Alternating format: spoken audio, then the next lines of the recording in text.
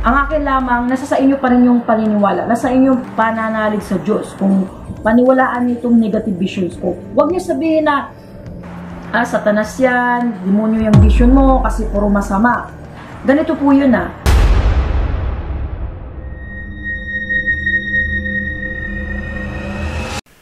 Hello po mga ka-PTV, sa video na ito ay tatalakayin natin ang masasamang pangitain sa isang lugar ayon sa mga visions ni Madam Ruthie Baldwin.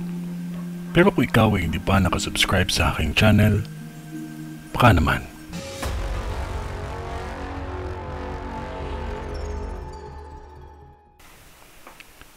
Bago ang lahat, bilang isang visionary, kung ano man ang ipinakita ng Diyos sa akin ay hanggang dun lang din ang aking masasabi.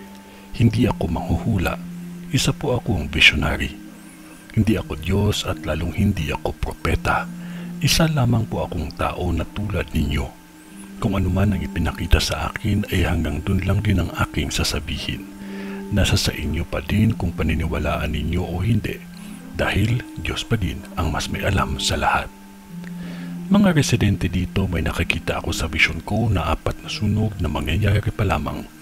At bago matapos ang taon, may sasakyan akong nakikita na matutupok ng apoy. Ang isa dito ay malaking aksidente na kung saan may ilang mga nasawi. Maging maingat ang lahat sa pagmamaneho, suriin ang mga makina at huwag pairali ng init ng ulo. Mga taga rito, ang isang sunog ay hindi ito kalayuan sa bakery at bilihan ng lutong manok. Ang isang sunog ay malapit lang ito sa Pure Gold.